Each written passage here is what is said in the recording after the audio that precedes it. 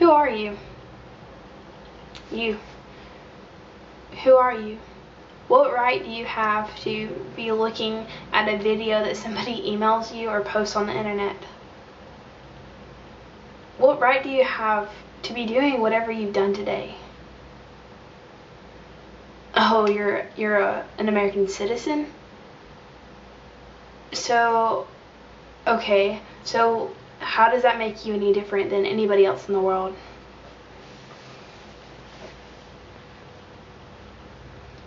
What makes you so special? Where did your rights come from? How are you really free? You're not free. That's just some term they got to try to draw more people over to your country. No. It goes back, doesn't it? It's historical, right? You weren't just born free. It didn't begin with you. No, it goes back. It goes back to 1787 when the founding fathers of the United States of America came together and they had a dream, they had a vision that there was something out there, something that we haven't yet experienced. They knew that we've moved in the right direction, but we had so much progress to make. When they came together, they wrote the Constitution of the United States of America. And the very first little part of it, the introduction, is called the Preamble, and it sums up what they wished, what they hoped that the Constitution would achieve. It says, "We the people of the United States of America, in order to form a more perfect." I want you to get that.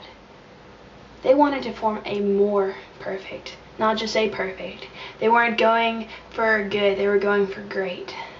In order to form a more perfect union, to ensure domestic tranquility, and to provide for the common defense, to promote the general welfare and secure blessings of liberty to ourselves and our posterity. I want you to get that too. They wanted to ensure the blessings. They weren't going to settle. They weren't going to take and take and take and become stagnant between themselves. They wanted to give back. They wanted the blessings to spread. It's like when you have a dandelion and you blow it and it's so much goodness contained and then it just goes.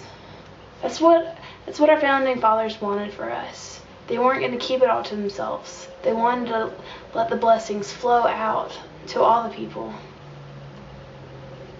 It says, "We do ordain and establish this Constitution for the United States of America." That was just the beginning. If you're wondering, how are you where you are right now? How are you doing what you did today? Chances are it goes back to the Constitution of the United States of America.